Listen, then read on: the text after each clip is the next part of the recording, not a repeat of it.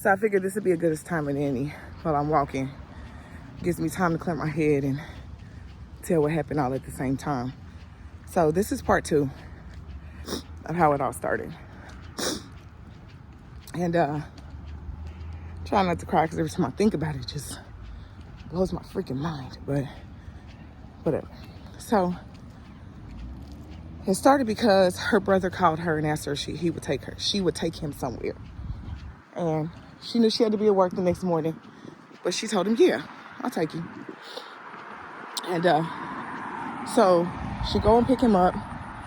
She sees her niece for a little bit, hang out, have a good time, and then took him where he needed to go. Come to find out it was a club. And she was too young. She was only 20. And 2 months before, it was literally 1 month and 30 days before her 21st birthday when she was murdered. And so she picked him up and she take him to the club. She couldn't get in. Somehow they managed to sneak her in there. So she gets into the club against my better judgment. Sneaks her into the club. They get to the bar. They order a drink, her and her brother. 1 drink, and they shared it. She took a couple of sips off of it. And this is how I know from the camera in the inside. She takes 1 drink of it and she goes to the patio to smoke a cigarette. Well, there was some commotion happening inside the club. She don't know about the commotion, but she knocks on the window because she's done with her cigarette for him to let her inside, because you have to be let inside on the patio from the inside. So he lets her inside. She gets inside, and while she's inside, that's when security and everybody is kind of like, everybody got to go. Y'all got to go. Gotta shut this place down, blah, blah, blah, blah. So they're all starting to walk towards the door. When they get to the door, one of my baby's ex-girlfriend's sister said, take this bitch home because this bitch is drunk and I don't have time to be fucking with her tonight. So my baby was like, okay. She walks to her car. She's so across the street, the parking lot where everybody parked their cars, in this bank parking lot. And I mean, it was small. It was like the driveway between the club and the bank was probably equivalent of a wide sidewalk. That's how close you could get across the street. Anyway, so she's waiting by her car and she's smoking a cigarette. My nephew makes a statement and says a dude walked up to him and asked him if he had some weed. And he was like, nah. And dude was like, all right, kept it moving. My baby's still waiting by her car, waiting on the girl she's supposed to be taking home. And she used to date this girl. She's waiting on the girl so she can take her home. And the girl is talking to some people. No big whoop. Next thing you know, shots are fired. Okay? Naturally, your instinct is to run or duck, right? So my nephew, he takes off running. He gets shot right here and it spent him. And then he gets shot in his back and it spent him again. So he's running. He's about to jump off this edge, which will lead you to like the highway portion. Because you know how them buildings, they're sit up from the street and they got a wall. And then if you jump down, you're on the sidewalk. Well, it was too far to jump, especially he bleeding. He's scared, he hurt. He don't know what to do. So he runs back towards the car, which is a sheriff's car. And by this time, the sheriff was sitting in his car at the time. Gets out when he sees my nephew running without his blood. Sorry, y'all, I'm walking. My nephew with all this blood on him, told him, go inside the club, get inside the club. And he's like, no, my sister's behind me. So he tells him, get inside the club, get inside the club. And so he gets inside the club. He didn't even make it a second inside the entrance and he passed out right there, right at the door. All the commotion happened, people are running, people are ducking, whatever. I think it took an hour from them to discover that my baby was right there by her car, shot in her back, dead. My nephew didn't even know his sister was gone until he made it out of surgery. That's when he was told. So this whole time, because my nephew is one of those kinds where he was raised with us. Long story. But he was raised with us, him and his sister, together. But I raised her personally, to where she was calling me mama. And I had to tell her, no, I'm TT. No, I'm TT. So as she got older, she still...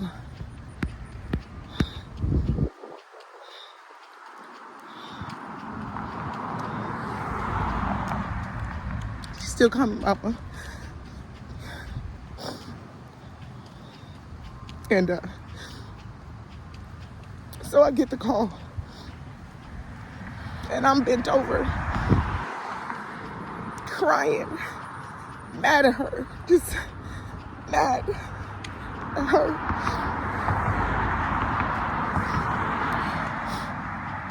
And so, like I said, my brother called me, and he was just crying, and crying. It was so bad. And so he comes to get me, take me to my parents' house so that we can all meet together. And then that was my older brother. My baby brother, her and my baby brother was like this, thick as thieves, thick as thieves.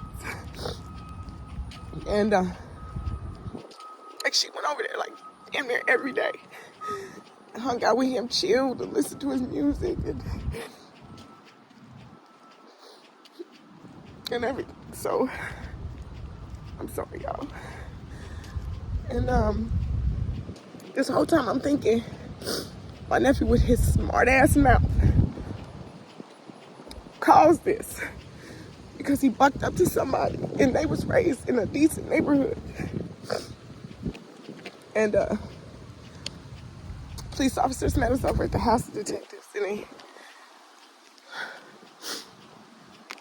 they didn't have the video to show it to us, but they were able to see because there was cameras around the buildings and apartment complexes and everything that would have showed the situation. And showed she had a scope on her back, and that he didn't start it. I'm gonna tell you something that saved his fucking life that day. No, I don't wish he left instead of her. But I was so pissed. I was so pissed. And so, anyway, the detectives reassured us he had nothing to do with it. But they couldn't figure out who it was and what happened. But they know the shots came from the area that the girl she was waiting on was standing with all them dudes. That's where the shot came from. So they went to interview that girl. And it's like 5 of them girls. They're all sisters.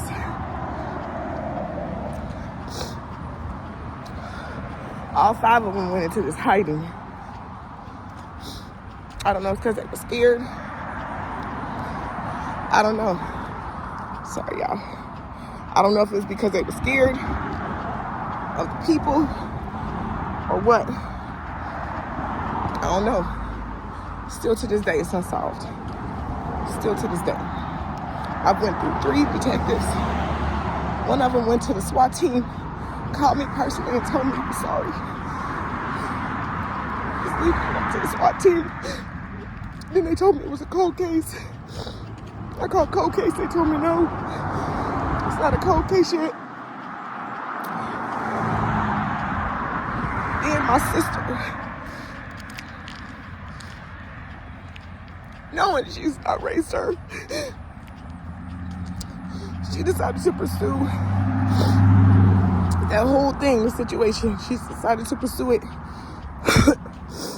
And because she decided to do a lawsuit against them, they can't release the information to us at all. So all this time, we haven't been privy to this information of videos or what have you.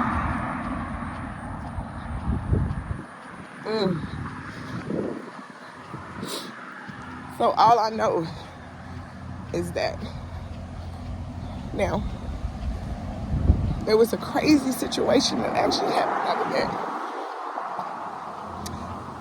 My baby brother does not have our name as his name on Facebook. And this is probably within like a couple of days this is all happening. So he don't have his name on Facebook. But this woman reached out to my brother.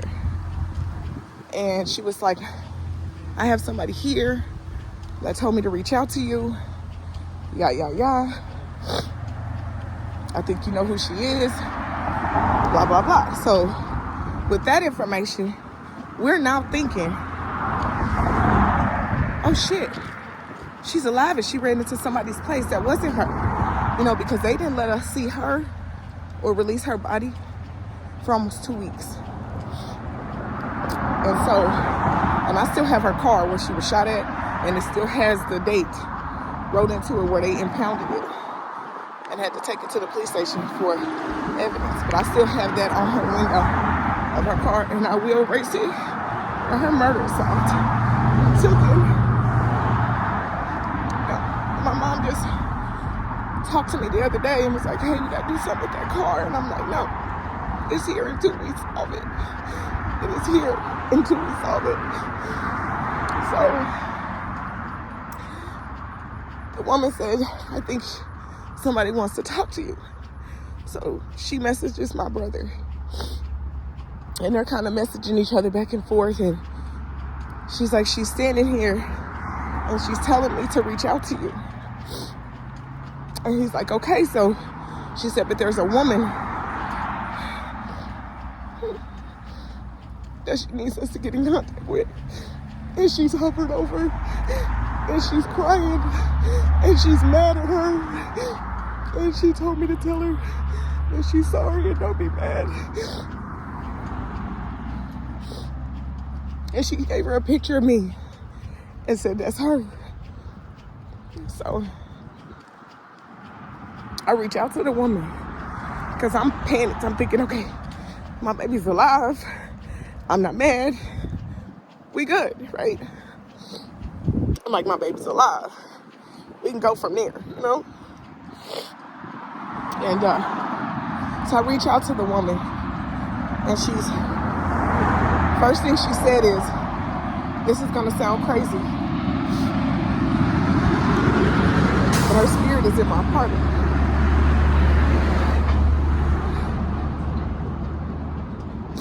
Wait a minute. Her what? And I'm like, I got all the messages. I can post them. I reread them and I reread them all the time. And so she said her spirit is in my apartment. And she wanted me to tell you that she's sorry. And she has your dog. Well, 2014, my dog passed away, and it's a crazy story with that one because she used to come over and spend the night, and Jada wouldn't hurt nobody. She wouldn't hurt a fly. And she always slept with at the time, my baby girl. And so she was like, she's standing here next to your dog, and she's trying to tell you that everything is gonna be okay. She got her, and she's good. I said, oh, okay. And it was a funny story because one day my baby spent the night at the house, and Jada always slept in the bed with my middle baby, or my actual oldest daughter. And she always slept in the bed with her, and when my baby came over, we would put her downstairs. Well, somehow she managed to get her ass upstairs because she was gonna sleep in her bed, you hear me? And all I hear is my baby screaming. And I'm like, I jump up out the bed. I'm like, what is going on? And she is terrified of Jada. Do you hear me? Terrified of Jada. And Jada just looking at her like, why you tripping? You in my spot. You know what I'm saying? Wasn't trying to bite her. Wasn't trying to hurt her. So it was a funny story that whole time about the Jada and my pig. I call her pig. And so when she said she was with her, I was like, what? You know? And she made a joke. And because where she was murdered, it's a country club bank. And she said, if I hadn't made it to the country club, you know, what the fuck? This lady would have never known about Jada. She'd have never known about my baby. It just was heart-wrenching. And I distanced myself from my family for a long time because of that day.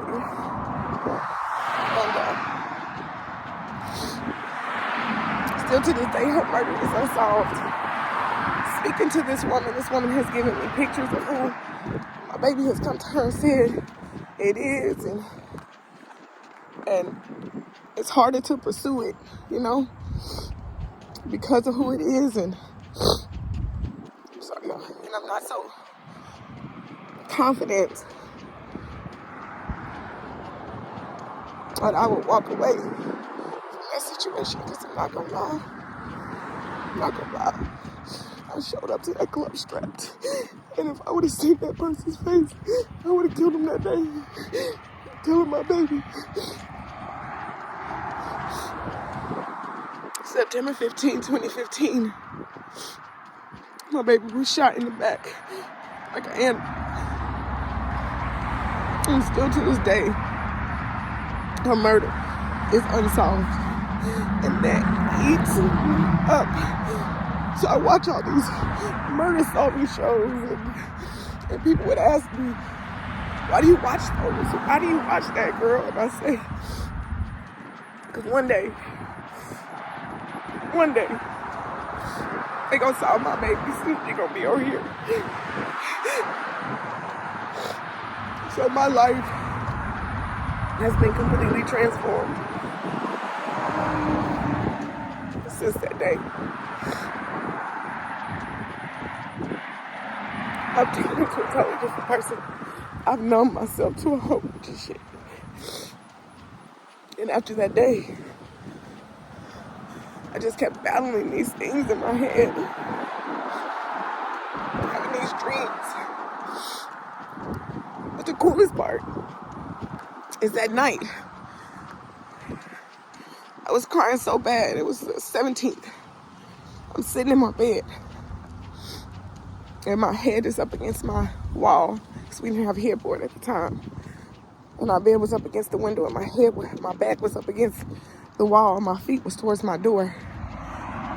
And I felt this strong feeling, like I was being, like somebody had came and sat down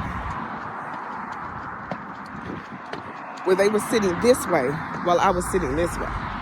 And she leaned over, and it was the equivalent of leaning over and hugging me. I felt all of that. It was so overwhelming to where it scared me. And I went to sleep.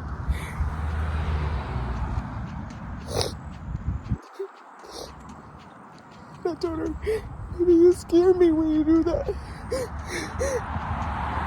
But I'll tell you what, that I hold on to. That hug was the best hug I ever got in my whole life.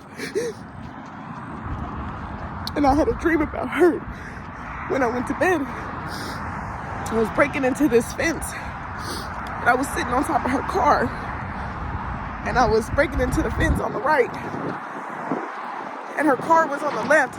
I was sitting on her car with my left butt cheek, and I happened to look over to the left, and she was walking around from her driver's seat. I was sitting on the hood side of her passenger side, and she walked over over to me. And I was shocked, and I said, baby, what are you doing here? And she did that smile that she does. It just makes my heart melt. And I said, what are you doing here? And she just kind of smiled, and I said, you're dead. And her face was like this. Like she was scared. That scared look she used to get when she was scared of my cat. And I said, it's okay. You're in heaven.